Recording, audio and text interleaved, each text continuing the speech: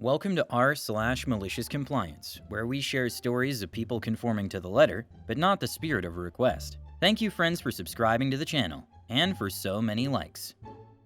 The first story. Employee creatively lifts obstructing car, earns gratitude, and turns the tables on a rude representative. The second story. Meticulous secretary exposes toxic workplace, distributes meeting notes, triggering a much-needed upheaval. The third story. An Air Force clerk, insulted by an officer's false accusation, strategically delays paperwork, earning an apology and newfound respect. Office dynamics shift positively.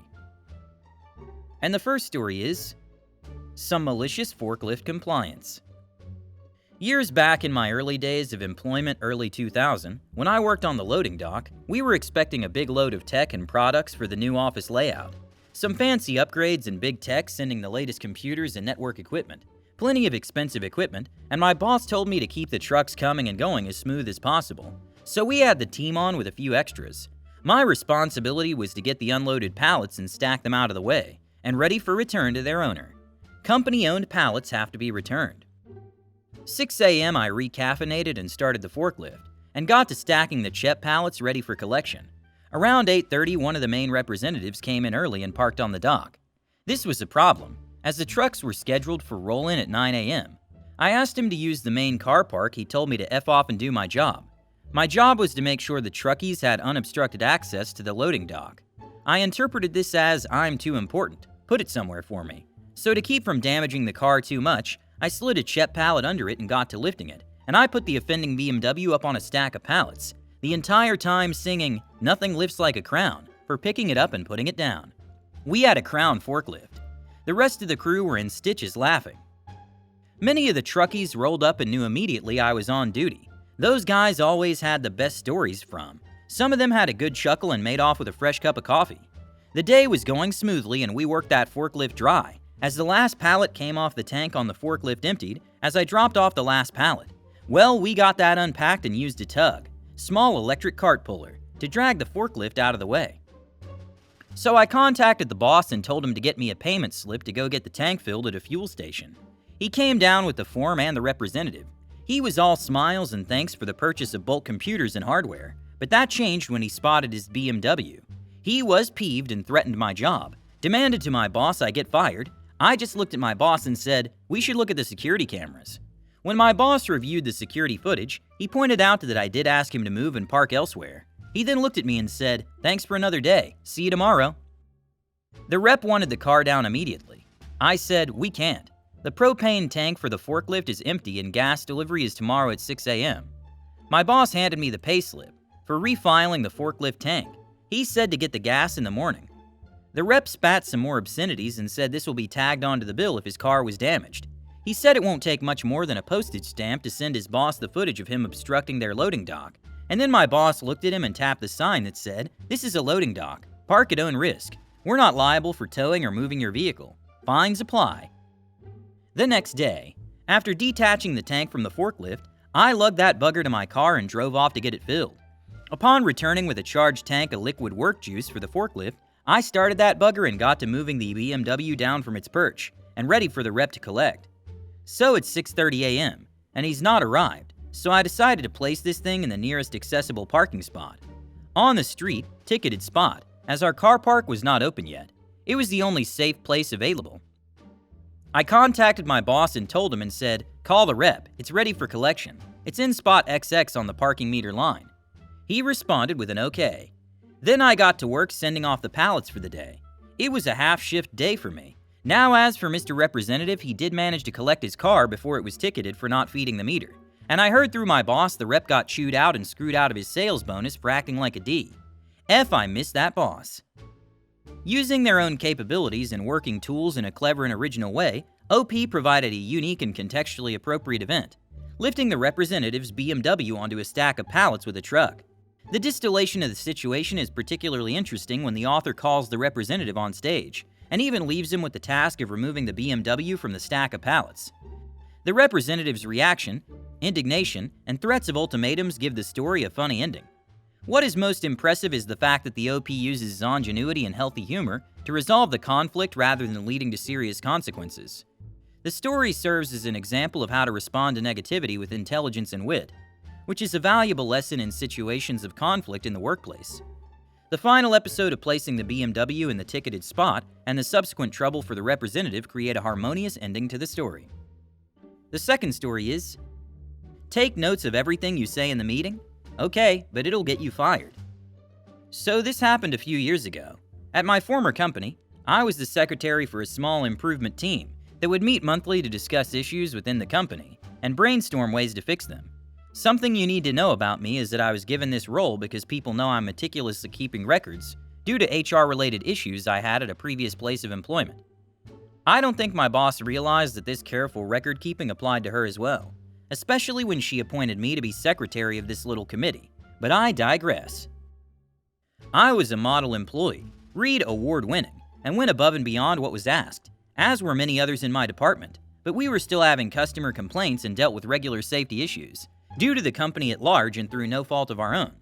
When we brought these concerns to our boss's attention, emails were left unread, and during in-person exchanges, we were called whiny, needy, and were told that we needed to just deal with it.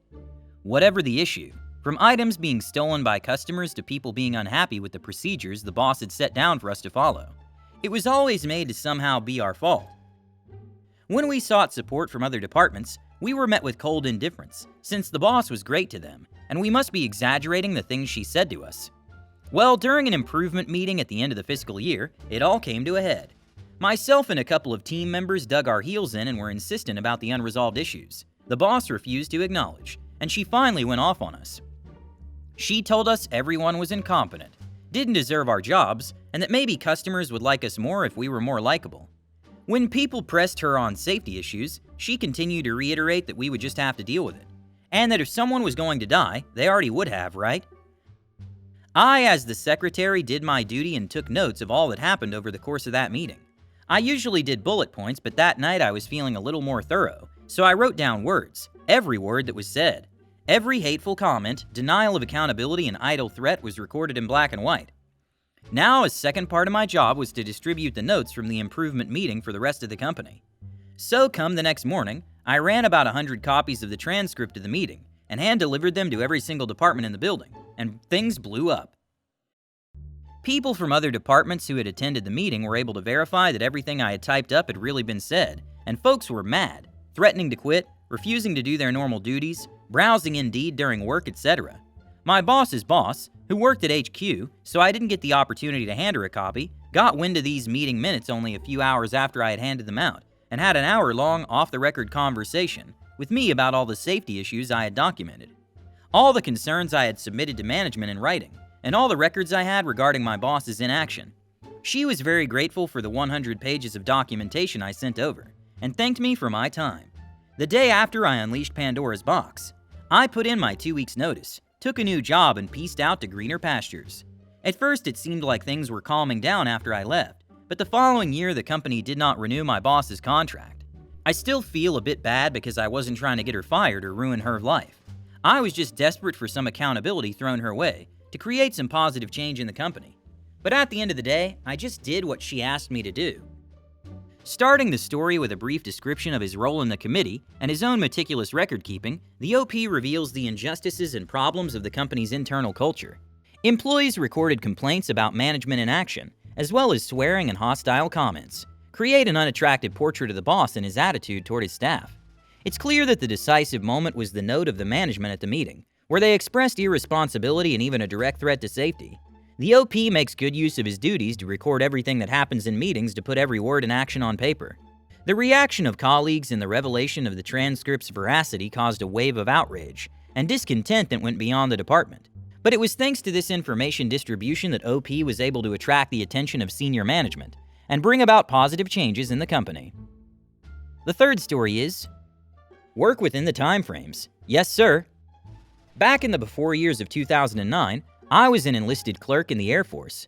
I was working in the unit's orderly room and mail room, the main administrative area, as the only full-time worker and the temporary supervisor. I generally got along with everyone, and if you were polite, I would go above and beyond to help you.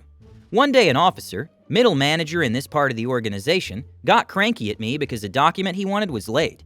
It was late getting to him because his boss took ages to sign it. It was well within the actual deadlines, but not within the time frame these documents usually take. He confronted me in the open planned office saying, "What the hell were you doing all this time? Obviously this is time sensitive. Are you really that SH at your job that you can't get things done in their time frames?" I apologized, started to point out who the document was with, only to be cut off. "Just get things done on time. Don't be so effing stupid, you bleeping bleep." As an aside, I was only publicly out for about 6 months at that time, and the bleeps were extremely homophobic. I was still in the phase of trying to prove that I was a strong, independent person who didn't need no HR to fight my battles. If this happened today, I would report him and watch him drown in HR BS.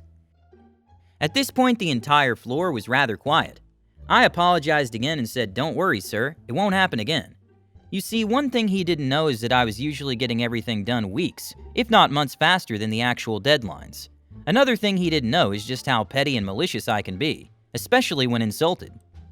So I made sure that everything going to Squadron Leader Bleeping Bleep, as he'll be called from here, was done exactly to the time frames they needed to be processed in.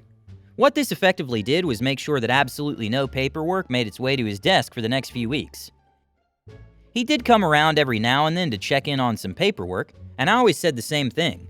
I'm tracking the progress of that and it has X number of weeks left to be processed. As such, it's not a priority right now. Another quick aside, my boss knew what happened and was fully on board with what I was doing. At one point when I was out on the mail run delivering paperwork to all his coworkers, I overheard this snippet of a conversation. "Nice officer. Man, your work has been rather quiet lately. What's happening? Squadron Leader Bleeping Bleep. I don't know, every time I follow something up, he just says that it's not a priority right now." Nice officer. "Wait, really? But OP gets things done instantly. Oh wait, you were talking to OP a couple of weeks ago?" Squadron Leader Bleeping Bleep. "Well, nice officer. Oh man, you done effed up." Unfortunately, I had to move on at this point, so I couldn't overhear anymore. About a week after that, the Squadron Leader Bleeping Bleep came around to follow up on something else, and I gave him the usual response. He then did something I wasn't expecting. He apologized to me. He said that he was sorry for how he treated me and had realized that he might have been out of line. At this point, I said apology accepted, but before you go, and started pulling out paperwork from my tray, handing it to him one at a time. "This is all good to go, you just need to sign. This needs a decision and sent to either A or B depending on the choice. This needs, well, you get the idea." His eyes went wide upon seeing the stack of paperwork. The last thing he didn't realize about me, I take my job seriously. Just because he was being an a-hole didn't mean I was going to make the rest of the office suffer. I had several officers higher up on the ladder than Squadron Leader Bleeping Bleep come and congratulate me throughout the rest of the week for how I handled the situation. Apparently everyone heard what he said, and they were all willing to back me up with HR if it went that way. They were even more willing to throw Squadron Leader Bleeping Bleep out of the metaphorical plane without a parachute when they realized what I was actually doing. The fallout, if you can call it that, Squadron Leader Bleeping Bleep treated me exceptionally nicely after that, even though I wasn't a fan of him for the rest of the time I knew him. As did all the officers in the office, including the new staff. The incident did help my reputation for years afterwards, and opened up a few doors which eventually led to me meeting my husband, so I guess I came out the winner in the end. With his inside knowledge of the processing time for documents, he ensures that no paperwork reaches the office's desk for several weeks. His successful approach to this situation proves to be effective, and he's recognized and supported by other officials. This story is a great example of how conflict situations can be resolved in a smart and resourceful way at work. Hit the like button and subscribe to the channel. See you in the next video.